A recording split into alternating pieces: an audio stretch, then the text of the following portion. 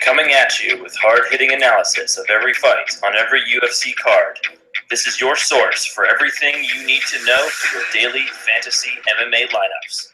This is Daily Fantasy Knockout. Here's your host, Drew D.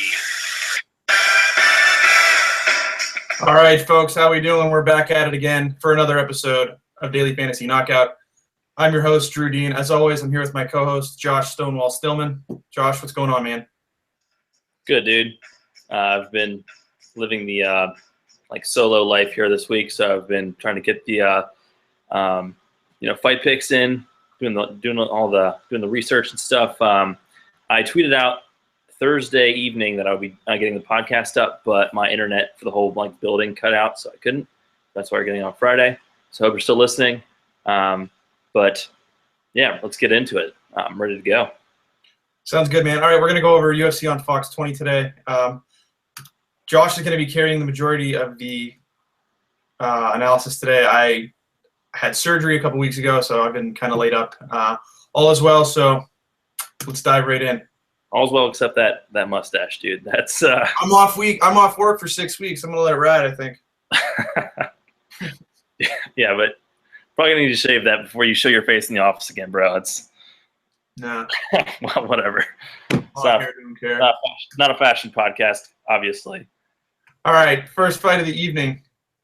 As always, we're going to go through each fight, talk about who we think is going to win the fight, how it relates to DraftKings. We do not look at Las Vegas odds or DraftKings pricing. So let's dive right in. First fight of the evening on UFC Fight Pass early prelims, Luis Henrique versus Dmitry Smolyakov. Yep. Yeah, it sounds good. So there isn't a ton out there on Smolyakov. He's been fighting on the Eastern European MMA circuit, regional circuit, and he's been doing pretty well. But one of the videos out there is from his pro debut, and his striking just looked abysmal. And since then, he's completely retooled it. He actually is a southpaw now, and he wasn't in his debut. So striking is not in his background. Didn't really see a whole lot of his. I mean, he's fighting. I don't want to say jobbers, but dudes who are not very good on the Eastern European fight scene. So it's hard to get a beat on him. Didn't really see much of his grappling or wrestling defense, which is what he's going to need against Henrique, however you say it. The Brazilian Henrique is a Brazilian wrestling champion, I think. So that was sort of his thing. He's already had one fight in the UFC against Francis Ngannou, who we'll talk about in a little bit. Did a pretty good job wrestling him early, but Ngannou is just really much better athlete and hits really, really hard, and ended up knocking out Henrique in the second round. So I sort of favor Henrique here. I think that he's going to be able to use his wrestling. And I don't think that Smolyakov's striking is really it's not at the level of Ngannou. He doesn't hit as hard as Ngannou. So I think Henrique is going to be able to weather the stand-up. I kind of expect him to be a little bit better everywhere, actually. And I like him to take this fight by decision. But it is a heavyweight fight. It is between two relatively inexperienced guys, so a finish is always in the cards there. So what are we looking at in terms of prices and odds? Las Vegas has Henrique as a plus 120 underdog. Smolyakov is minus 150. The over-under is set at 1.5 rounds, and it's favored to go under at minus 145. DraftKings prices, Smolyakov is 10,100, Henrique 9,300. Good salary savings here if you're going to go with your boy Henrique.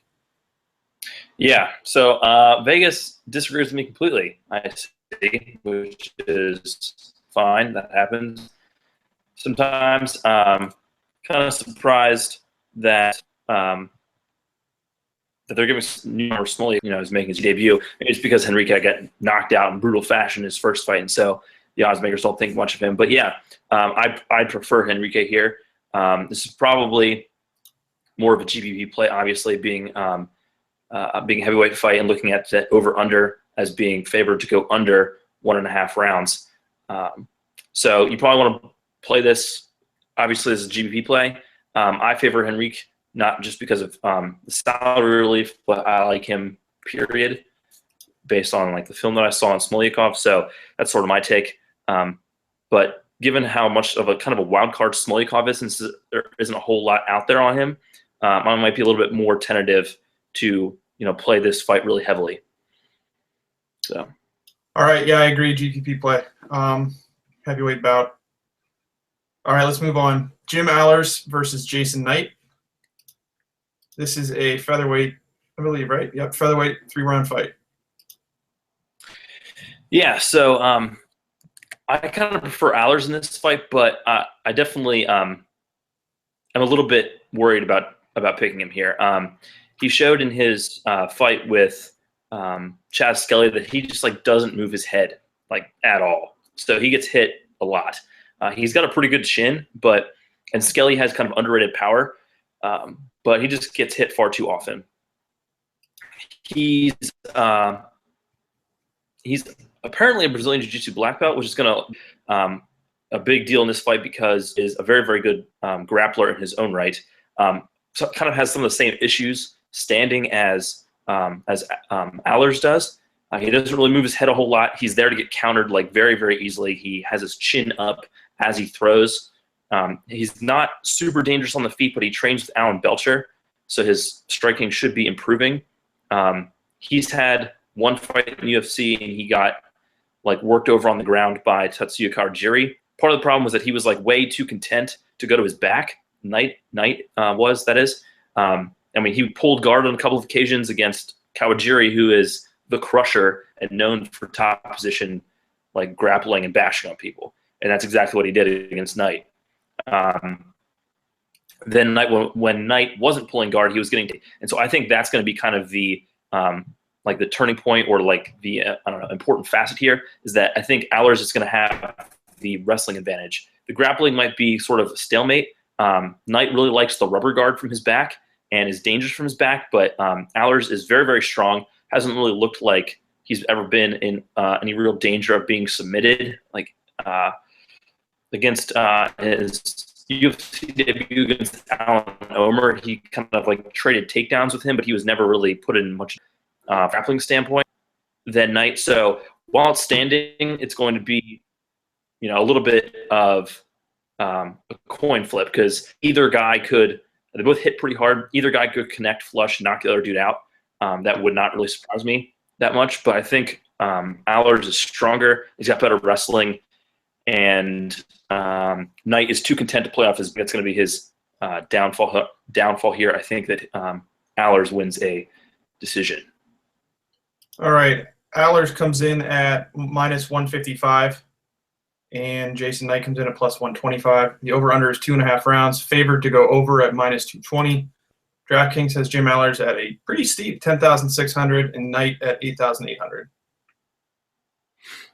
Yeah, Allers' price kind of scares you off a little bit. I think this fight does have finishing potential. Like I said, both guys are super, super hittable, and both guys are pretty dangerous grapplers. But Knight is definitely more so in that area.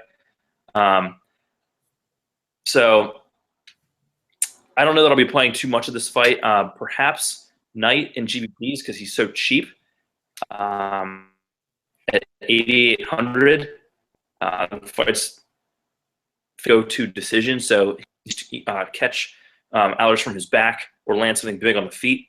But Allers is probably too expensive. His let me see what his finish prop is. I'm guessing it's probably not very good. Yeah, Allers is +493 to finish inside the distance, and Knight is +281. So Knight has the better finish prop, so he's probably more of a GPP play. Allers is probably too rich to play in cash. I mean, I like him to win, but for 10-6, you probably need a finish, and he just doesn't seem like he's going to get one. So that's sort of my take on this. All right, let's go on to our last fight of UFC Fight Pass early prelims. Alex the Cowboy Oliveira versus James Massari. Yeah, I guess this is you. I didn't do any research, so. Kind of a fall from grace for Cowboy. Yeah, he goes from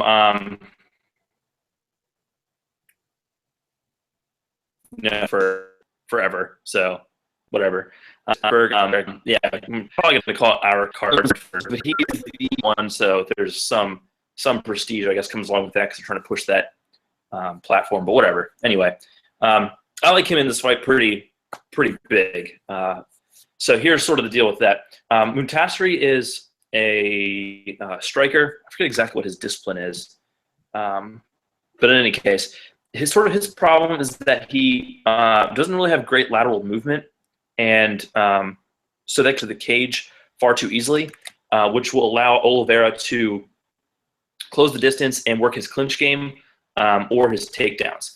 And I think that, find my notes here quick on Muntasri. I think that he's got pretty solid takedown defense, but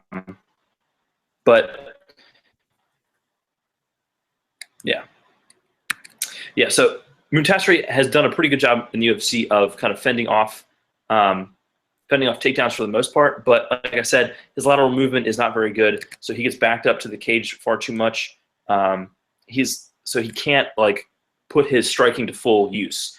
He doesn't have he needs space. He's a little bit like Anthony Pettis in that way, I guess. I mean, he's not as dynamic, but he's a Taekwondo and Muay Thai black belt.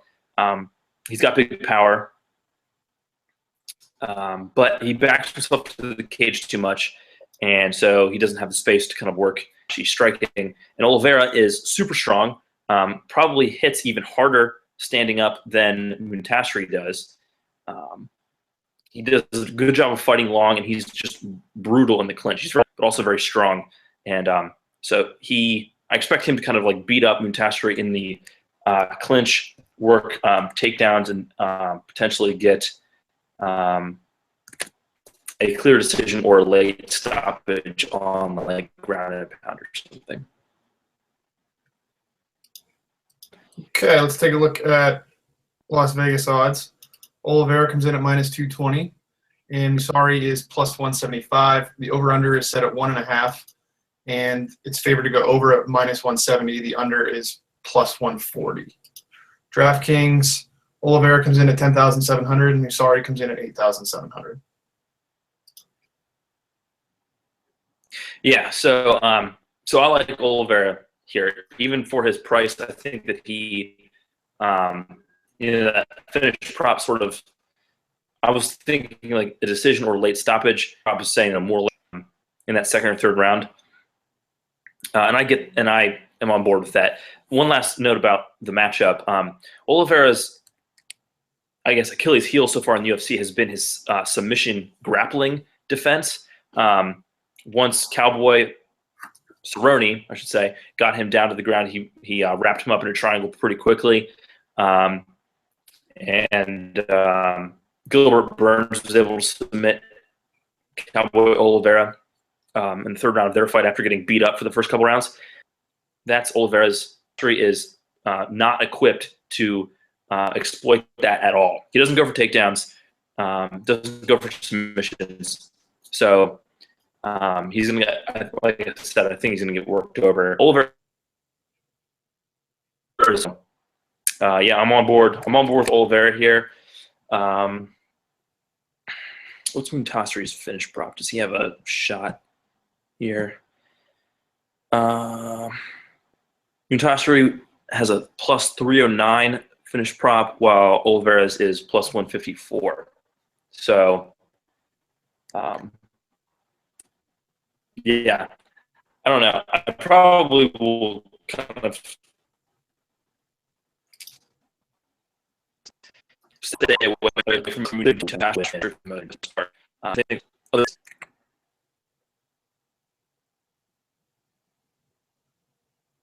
You there, my dude? Yeah, dude, you're really breaking up. I just texted you. Okay, sorry. I don't know what the deal is. I'm plugged into the modem like I've been the past few to try to do it up. I blame you. I blame your parents' house, their internet. That's the problem here. Yeah, that's it. Yeah.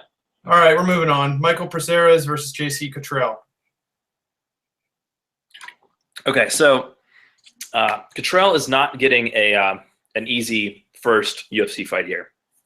He's taking on Trator Prazeres, who I know his nickname in Portuguese, I guess, is Tractor. And that's pretty much like what he is. He kind of bulldozes people. UFC, but 3-1 since dropping out of lightweight. So, he's probably an above average UFC lightweight, and Cottrell is 17-3 on the regional circuit, which is a pretty good record, but he, I don't know, hasn't really beaten very many people of note that I've been able to see. Cottrell is reasonably well-rounded, but I think that he's just going to be kind of Cottrell, I should say, has got pretty good wrestling, decent striking, but he's got some defensive issues for sure. He kind of, when he throws, he leaves his chin up, which is going to be a big problem against Projeris, who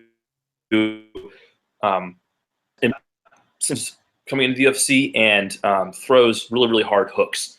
So if he knocked out Cottrell standing, I wouldn't really be that surprised.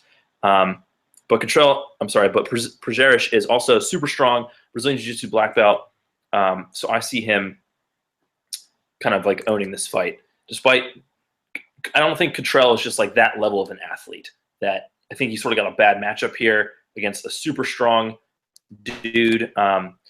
The knock on Projeris is that he sort of fades late.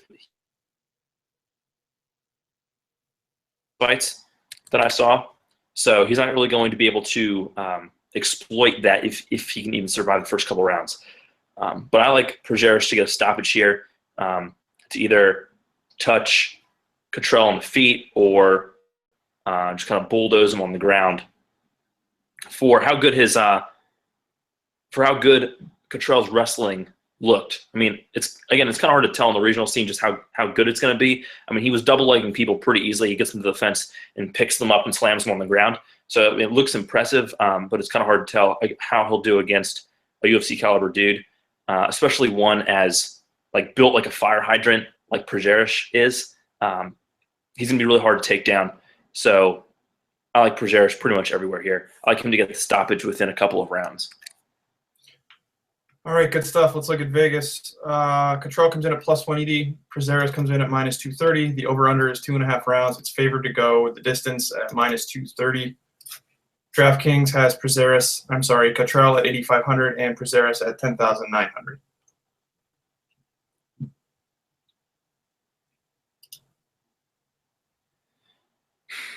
Yeah, so like I said, I like that. I guess the odds don't. The Vegas odds don't agree with me in terms of the finish. Pretty good likelihood of going the full 15 minutes. So Projeris, I don't know, might be more of a cash play for that reason. He's pretty solid favorite, -220. So I like him. Cottrell, I don't really see a path to victory for him here. I guess maybe the odds makers are thinking that he'll be able to just kind of hold on for the duration and kind of stave off the finish. But I like Projeris here. I think he's got decent upside. I'll probably have shares of him both formats. To some of these cheaper options that I like more in a minute. Sounds good, brother. Let's move on. Kamaru Usman versus Alexander Yakovlev. Sorry. Okay. One of those cheaper options that I like. I'm going to just jump right to the odds real quick just to like make a point. And Yakovlev is +215, and Usman is 10,800 on DraftKings, and Yakovlev is 8,600. And the over/under is 2.5 rounds, and the over is at -220. So the odds makers think that Usman, who's a pretty solid prospect in welterweight, he won the Black Zillions versus ATT season of the Ultimate Fighter. Grappler, he choked out Haider Hassan in the finale by an arm triangle. And then who did he decision? I can't remember. He won a second fight by decision. Leon Edwards. I think a pretty good submission but he just couldn't stay off. Edwards couldn't stay off his back against Usman. Usman was able to consistently take him down. I just don't see him. I just don't see this fight being as straight up in this fight. I think that the one thing I'm a little bit concerned about is that he'll be too gun shy on the feet to score points. I think the way that grappling exchanges, he's trying to get takedowns, even though I don't think that he's going to be able to consistently take down or hold down Yakovlev. He showed very good grappling defense in his fight against Damian Maia. He survived 3 rounds with Maia on the ground, despite being on his back for most of that. Maia's division, he doesn't get enough credit for that. And since then, Yakovlev has shown really good takedown defense. So the way Usman wins is by doing enough, by initiating and attacking and trying to get the takedowns, and Yakovlev not being able to make up the difference, because he's probably not going to be going for as many takedowns, although he's got decent offensive wrestling of his own. The difference in the striking, and I think that he'll be able to do that. I haven't really been impressed with Usman's striking, and Yakovlev just one-shotted George Sullivan, who's not an amazing. After watching, going into Yakovlev's last fight, I didn't give him enough credit for all the finishes that he'd gotten. He hadn't gotten a finish yet in UFC, so he decisioned Gray Maynard in his only fight at lightweight, and Maynard looked shot, so I kind of was unimpressed by Yakovlev because of that. But he had, I think, 8 submissions, 8 knockouts to his credit, and you don't just finish people that often without having some kind of dynamic ability. And so I think Yakovlev has that. I think he's a better striker. He's more powerful. And I think he staves off enough of the takedowns to take a decision from Usman, who obviously for that reason I think is overpriced. So I like Yakovlev at 8,600. I think that line is way off. For Usman's price of 10,800, you need him to bulldoze Yakovlev and get a submission, and I just don't see him doing that at all. With Yakovlev, he could end up fighting off takedowns for the whole fight and not really get a whole lot going. But he could also steal you a decision. That crazy of an idea. I think the line is kind of off in that regard. So I like Yakovlev really in either format. I think he does have that dynamic finishing ability. I don't think that he gets the finish here. For 8,600, if he's able to steal you a decision, that's not bad. That's not necessarily a horrible thing in GPPs either, but maybe more cash play for that reason. All right, I love it. So we're going to move on? Yeah. All right, next fight, Darren Elkins versus Godofredo Pepe.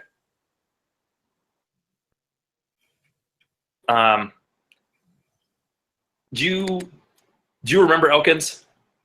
Just curious off the top of your head. I know you didn't really do much research for this one. Yeah, but not enough to talk educated. Okay. I'll know kind of Elkins' MO at this point. He's the grinder. He is the grindiest grinder in the UFC. That's basically all that he wants to do is grind people down. And he's pretty good at doing it. He's 10-4 in the UFC. His losses have only come to the very, very best, like Charles Oliveira, Chad Mendez. I forget who else he lost to.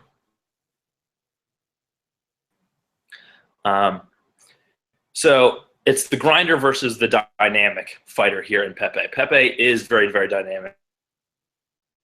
And with submissions, he's got a very, very active guard. That is his main weapon is his submission grappling, his guard. But he also throws bombs on the feet, but often land. He did to knock out Noad Lahat with flying knee, I guess big knockout in the UFC. But other than that, he just bombs, wings haymakers, and tries to go for takedowns so that he can set up his submission grappling. So because he's got a more consistent approach. His stand-up is enough of a threat. Not that he is going to not that Elkins is going to knock anyone out with a stand-up, but he does a pretty good job of blending his striking and his wrestling. He's willing to throw hands for a little while to kind of like draw out the strikes of his opponent, so then he can shoot him for takedowns. Everyone knows he's going to shoot, but he sets up his shots well enough with his strikes, and he strikes well enough to kind of like help set that up. So he'll have to worry about eating a big bomb from Pepe, although Elkins has a very, very good chin and has shown a really good ability to recover. And he'll have to worry about getting submitted in like a triangle or an armbar or something like that from Pepe, who is a very dynamic grappler. But that's what he does. He does top position against everybody, and he's shown. I mean, Charles Oliveira was able to submit him. Charles Oliveira is probably the best grappler in the division, or one of the best grapplers at 145 for sure.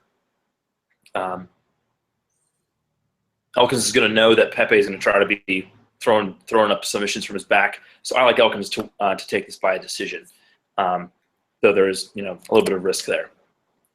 All right, Elkins comes in at -240 in Vegas, and Pepe is +190. It is favored to go the distance at -160. Looking at DraftKings, I believe Elkins 10,300 and Pepe is 9,100. Cash game play, pretty safe for Elkins. Yeah, I mean he's pretty solid favorite. Not super heavily priced. He doesn't have a ton of upside. That's kind of the downside with him. But for 10,300, you're not exactly breaking. Should get a pretty relatively safe victory. I think if the fight goes the distance, I think it's Elkins' fight going away than Pepe is, who's all about the finish. And if he doesn't get it, he struggles to get wins, I think. So you wouldn't want to touch him in cash, but for 9,100, definitely worth taking a flyer on, I think. Elkins is probably more of a cash play. I don't see a ton of upside for him. All right, that sounds good. Let's move on to our next fight. Frankie Sands versus Eddie Wineland. All right. So this fight makes me a little bit sad. I like Wineland a lot. He's just an exciting striker, fun to watch. He likes to bounce around on the edge of range and throw hands. That's his main thing. He can counter wrestle pretty well, but he doesn't really kick a lot. He kind of reminds me of like a more mobile Rampage. Like Rampage has these other tools. Like he can wrestle, but he just like doesn't really anymore. He just wants to throw hands, and that's pretty much what Wineland does too. He wants to feint at the edge of range and then this thing. Frankie Sands on the other end, Sands, whatever. He's sort of Darren Elkins to wrestle. That's sort of his bread and butter. The one thing that he does pretty well. He doesn't really move. Sands doesn't really move his head that well coming in, so he could end up like eating a big shot from Wineland. But I think that's why Wineland's probably his best chance at a victory here on a takedown. Otherwise, he's going to be fighting off takedowns for the duration.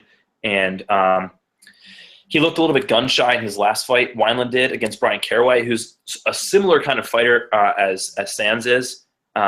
Caraway is the grappler. Wineland knew that he wanted to grapple, but because of that, he was a little bit gun-shy. He just couldn't get his hands going, and was actually boxing him up on the feet in their fight, despite not really that being what he's known for. So I think one of the problems going into the Caraway fight for Wineland was that he had been off for over a year. He had his jaw broken in the fight before that. I forget who knocked him out. Knocked him out and broke his jaw. So he'd been out for like a year, and he's been out for about a year again. And that's, I guess, probably not good for his really timing-based style, where he tries to time people coming in at him, tries to time his counters. He's bouncing around on the edge of range, trying to figure out the best way to or the best chance to like enter into the striking battle. So him being out for a long time, I think, really hurts his timing, and is going to therefore make it more difficult for him to pull the trigger, which is what he needs to do against Sands when they're at range. He needs to be fighting off for the rest of the time. He's gonna be fighting off takedowns and trying to like get up from his back. So I like Sands here. I don't feel that Sands has a ton of upside. He's not really a finisher, but he's a tenacious grappler. He gave Uriah Faber a tough fight.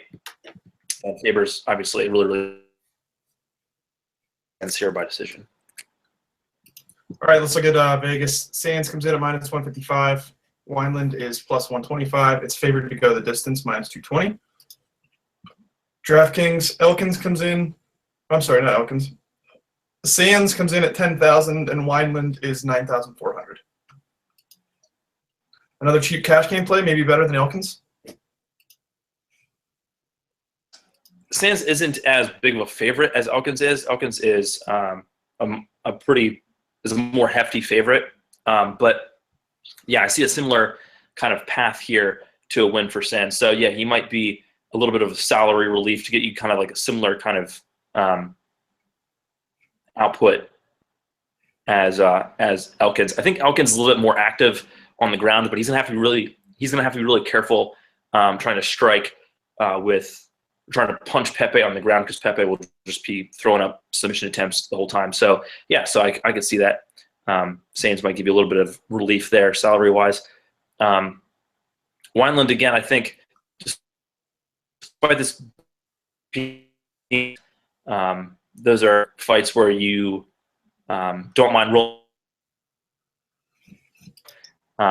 in a cash game, because they're supposed to be there the entire time. If he's fighting off takedowns most of the time, I don't think I see a whole. We'll kind of have to hope that he lands something big on the feet and puts Sands away, which is certainly something he can do. I mean, he knocked out Scott Jorgensen, I think is his name. Yeah, Scott Jorgensen. In one of his more recent wins, so he can do that. But the layoffs, I think, are really hampering Wineland, who's clutching onto the edge of the rankings right now. So more of a tournament play there, but not one I'll be heavily on for sure. All right, let's move on to the first fight of the main card. Felice Herrig versus Kaylin Curran. All right, so this should be a pretty fun fight. These ladies don't have a ton of name value. Herrig fought on the flyweight, the first flyweight season, The Ultimate Fighter, that Carlos Esparza ended up winning to become the first champion. I think that she got submitted by Rose Namajunas or something during the show, and then won her debut by armbar against Lisa Ellis, and then most recently lost to Paige Van Zandt. I think is 1-2 in the UFC, and she's sort of similar. She also lost to Paige Van Zandt. I think she ended up getting submitted. She got submitted by I forget the other person's name. In any case, the other fight that she lost by submission was a fight that she was dominating for 2 rounds. Her coaches wanted her to go for a takedown, even though she was it was Alex Chambers. She was beating up Alex Chambers on the feet for the whole fight by trade or by background or whatever. So her coaches were telling her to go for the double leg, and she did, and she ended up getting submitted by armbar when she really did not need to do that. And then she won, I think, a fight of her own by armbar, if I remember correctly. But both these women are a little bit similar. They can be a little bit wild, the kickboxing background, but I actually think that Curran is a better striker. She was absolutely piecing up Chambers on the feet. She does a good job of throwing long straight punches to kind of keep herself at range. Uses lots of leg kicks, and she was just beating up Chambers. Herrig just doesn't really, in the striking exchanges that I've seen from her, she just doesn't look that great. She's sort of stiff. She sort of arm punches. doesn't get her weight into her shots, and Karan definitely does. Herrig has a pretty solid guard, which is probably where she'll have, if she's going to win this fight, I think that's where she'll do it. Is Karan, like I said, has kind of a bad habit of leaving herself in bad positions on the ground or getting herself into bad positions on the ground and can't really get herself out of them, or just isn't that adept at like circumventing that. Herrig had Lisa Ellis in a whole bunch of tight submissions in their fight before she ended up getting the finish, and like couldn't get the finish. She'd have like an armbar but let Ellis slip out of it, or she'd have a triangle but like couldn't finish it. So I think it's going to be kind of is going to give first. Is Karan's bad habit of wandering into submissions going to get her in trouble, or is she going to be able to survive because Herrig just can't finish a submission? So I lean Karan here. I think that she'll be. Both of these women are pretty decent in scrambles too, but they also both have a bad habit of like giving up position or losing position when they like should. But I like Karan because I think she's got the better stand-up. I think that she'll probably be on top more because Herrig is really comfortable going to her back or fighting off of her back, or more inclined to fight off of her back. So, walking into an armbar again, I think that she wins by decision. But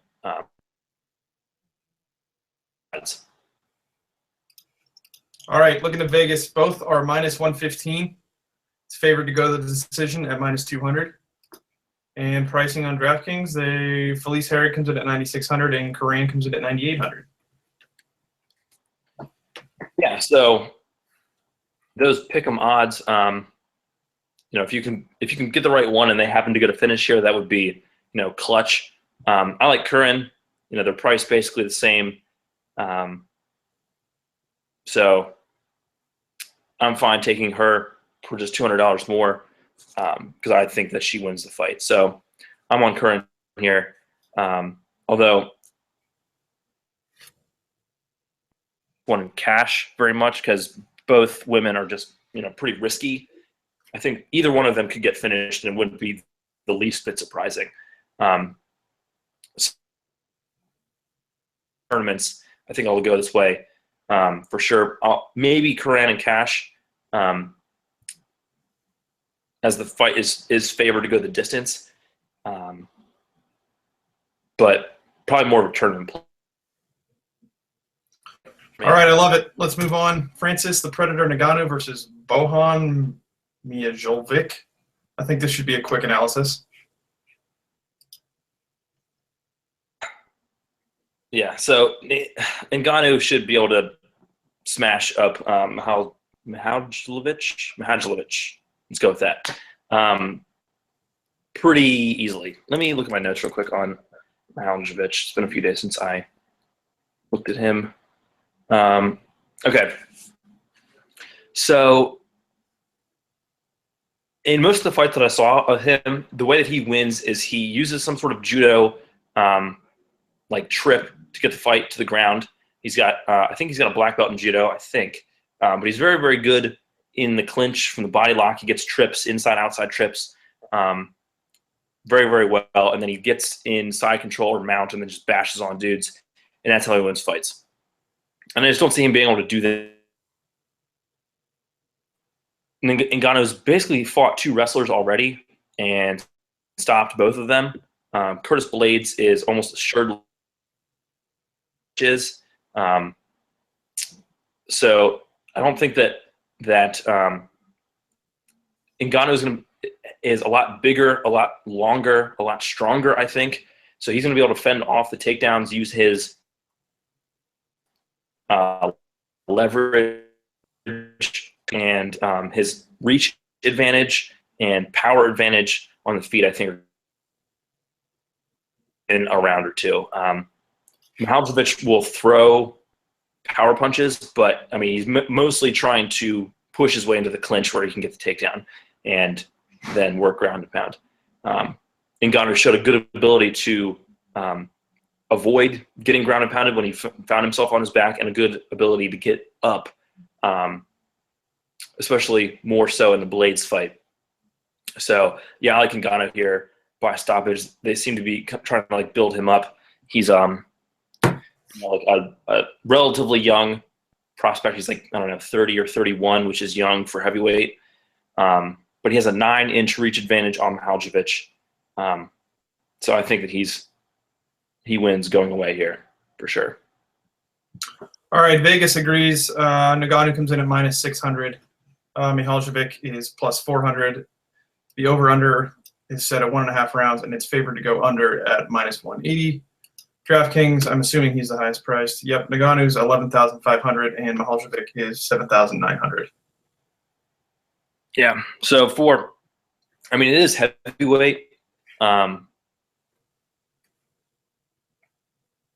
Still made Ngannou a -600 favorite. So, I mean, there you go. I think he's you need in tournaments, you need him to get a first round finish to pay off that price, but I think that he could definitely do it. He's the dude that is most likely to do that, obviously. And biggest favorite, you don't hate playing him cash, and he's got mad upside as well. So cool with Ngannou in all formats. If you wanted to take a flyer on Mihaljevic, because this is a heavyweight fight and he's less than 8,000, I wouldn't think that you were totally crazy for doing that. If you could somehow catch lightning, a couple hard strikes, maybe he stuns Ngannou and puts him away, and you get finish money or finish points for under $8,000. You got to love that. So I think any heavyweight underdog is always dangerous. And so for one as cheap as Mihaljevic, if you wanted to play him, I wouldn't think that you were totally insane. All right, sounds good. We're going to move on to the co-main event of the evening, Edson Barboza versus Gilbert Melendez. I'm kind of excited for this fight. Yeah, this fight should be good. With that said, I favor Barboza here. He's coming off the biggest win of his career against Anthony Pettis. Huge for him, obviously. Melendez, meanwhile, is coming off of a 1-year suspension for popping for PEDs. I forget what he – let me look up real quick who he had fought. Curious.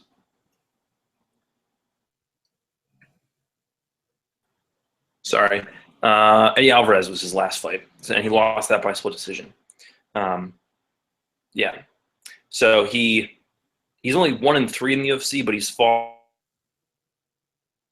not that great, although their fight was really good. His first fight, he lost to Benson Henderson when he was coming over as Strikeforce champion, lost a split decision there. After beating Diego, he got to challenge for the belt again, this time against Pettis, and got guillotined in the second round, and then lost a close fight to Eddie Alvarez, our now champion. So he's fought in a very good competition, but he's been out for a year. Coming off a really, really big win against Anthony Pettis. So analysis perspective here, it might seem like Melendez has a style to kind of give Barboza problems. The style that's given him problems is pressure. Tony Ferguson and Michael Johnson and Jimmy Varner, when he fought him back in the day, all had success kind of just pushing forward on Barboza. If you are scared of getting hit by him and you're scared of his kicks and you stay on the outside and you don't go right at him and try to like pressure him and try to corner him and stay in his face the whole time, then you're going to get pieced up by him because he's so freaking fast. He's so powerful.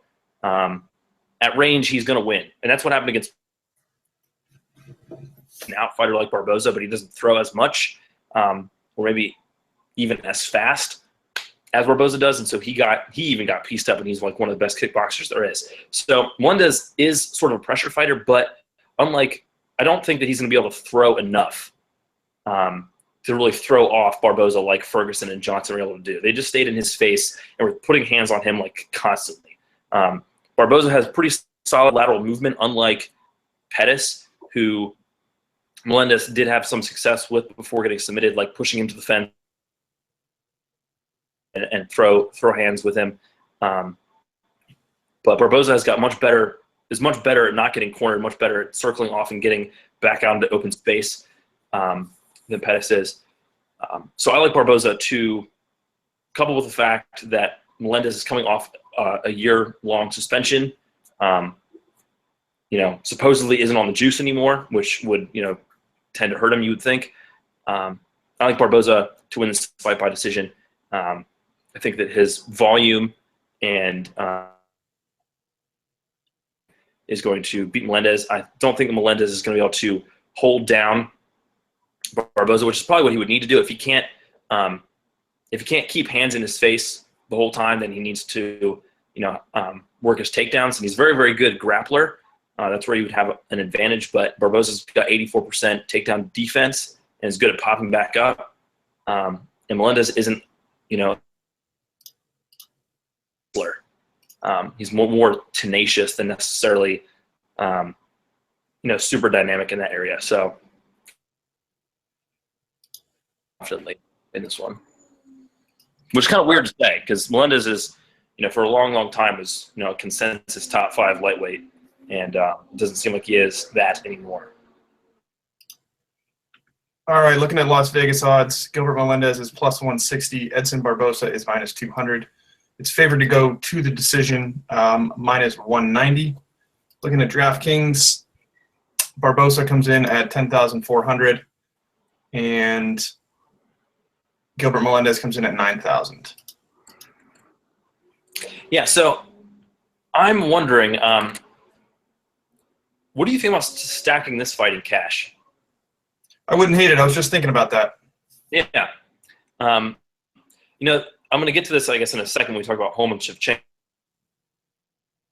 The main event, because they've got the 5 rounds, especially in a main event like Holm Shevchenko that's supposed to go the distance. You like that, but I'm throwing or landing that much in the main event, and I'm pretty confident they're going to be throwing and landing a pretty good amount in this fight. So neither guy is. So if you wanted to stack this one, I wouldn't in cash. I don't think that I would hate that at all. If Melendez is able to return to form, maybe he takes out. I would be a little surprised, but I wouldn't. I mean, like I said, I like Barboza here, but I wouldn't be totally shocked if he came out and was able to beat Barboza, who has, despite how good he can look at sometimes, can also underwhelm at other times and get submitted. Happened to him a few times already. And Melendez, like I said, might have. He comes in after that layoff. So I don't hate stacking it in cash. I don't really hate playing either of these guys in either format. I favor Barboza, obviously, in both formats. Despite him being $1,400 more expensive, I'm probably more likely to play him anyway. Like I said, I like him in cash. He's going to be racking up a bunch of points. I think he's got that just wicked power, so he could end up getting stoppage. But if you wanted to play Melendez, I don't think I would hate that idea either. I think this makes a good play in both directions. Reasonably priced, good floor, I think, and decent upside for both guys too. All right, we're going to move on to the main event of the evening. Holm versus Valentina Shevchenko. This should be a fun one. Yeah, 2 strikers, definitely. Holm, former champion now, former boxing champion, former kickboxing champion. She really likes to outfight. Shevchenko is, I think, a Muay Thai specialist. She just lost her last fight to now champion Amanda Nunes. She lost by decision. Was able to kind of make it more of a grappling battle, I think, against Nunes, and that's what kind of helped her survive the heat that Nunes throws on the feet. So I'm a little bit worried that this fight ends up kind of being a slow affair because Shevchenko needs sort of a stationary. She's really, really good in the clinch, both with her striking and with her takedowns. And Holm just does not let the fight go to the clinch. She avoids that like the plague. But Holm hasn't really shown that she's a super dangerous striker unless you're running face first at her like Ronda Rousey did. In Holm's fight with Tate, she was clearly winning the rounds behind volume. Like she was just the better striker than Tate, and so she was winning the rounds, landing more punches, landing more kicks. Kicks is her her main strike, her main weapon, her best weapon probably. But she just wasn't really hurting Tate that much, and Tate is known for getting hurt, getting tagged a lot. So I could see Holm here kind of throwing a lot from distance and not really hurting Shevchenko, but Shevchenko is not really able to get the fight into her wheelhouse to really do much in response. So I like Holm here by decision. But like I mentioned a minute ago when we were talking about the co-main event, I'm a little bit worried that it's not as high scoring as you would think it would be, given that we've got two strikers going in. So my take, I'm not as high I was initially when they booked it. All right, Las Vegas has Holly Holm as the favorite, as expected, -220, and Shevchenko comes in at +175. It is favored to go over 4.5 rounds, so it's favored to go 5 rounds at -170. Looking at DraftKings, Shevchenko comes in at 8,600, and Holly Holm comes in at 11,000. Yeah, so I think if I'm going to play either one of them, I would rather play Shevchenko. I just don't think that Holm has the upside to really pay off her 11,000. She just hasn't been a finisher in the UFC. Again, obviously, except Rousey, she this fight cash. It's supposed to go all 5 rounds under her hands. They're striking, so there shouldn't be a lot of grappling exchanges that would kind of slow down the scoring. So if you wanted to stack it here in cash, I don't think that would be a terrible idea, or the worst idea, I should say. But I probably would. I don't know. I might stay kind of away from Holm here.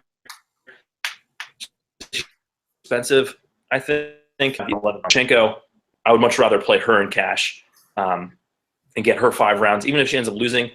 5 rounds to strike, and even if you drop the decision, you can still score a decent amount. So I don't know. That's sort of my take. I probably won't have a lot of exposure to this fight, but like I said, Shevchenko is one of the cheaper priced fighters who I don't hate here.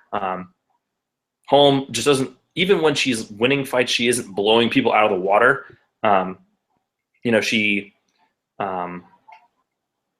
She throws a lot, but it still ends up in close fights when she isn't able to get the stoppage. Usually, just because she doesn't hurt people typically with her strikes. So I think Shevchenko will be around.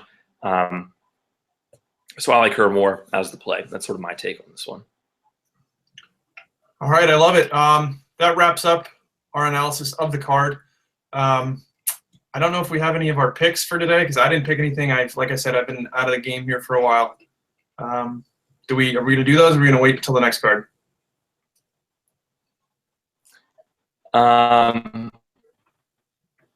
We can wait until the next card if you want. Yeah. As always, thank you guys for listening. Sorry if it was a little choppy today on the internet. We don't know what was going on. Follow us on Twitter at DailyFantasyKO. Send us your emails at dailyfantasyknockout@gmail.com. Josh has a blog on rotogrinders.com. Josh? Yep. Be coming out with that here shortly. It's on rotogrinders.com. Like I said, it's called Daily Fantasy Knockout. I think the easiest way to find it is if you go to opponent search and search my handle on there is JDS86. So yeah, check that out. Other than that, I don't think we have anything else for you guys. Hopefully you got some analysis today. Big shout out to Josh. He carried the show today. I've been MIA in the hospital and chilling and recovering for a while. So next card, I'll be back at it with you guys. Yeah, hopefully you guys learned some things today, and you can put that to use this weekend and make some money in DraftKings. Josh, you got anything else? Yeah, if you want to follow me on Twitter, I'm at Stonewall MMA. Did you give yours out already? No, it's at Houdini16, WHODEANY16. Yeah, you can also, I've read a little bit on an MMA website called lowkick.com, lowkickmma.com. So if you want to check me out there, you can do that. It's another place you can find some of my work. But I guess that's it. Yeah, if you have any questions or anything, hit us up. Make sure that if you like what you hear, make sure that you give us like a positive review on iTunes, Stitcher, wherever. That would help us out, help us grow this thing. But I think that's it. All right, folks, that's all we got for today. We'll be back next with what, 201? Yeah. All right, we'll be back next with UFC 201. For Stonewall Stillman, I'm Drew Dean. Thanks for tuning in, guys. We'll talk to you soon. Peace. Peace.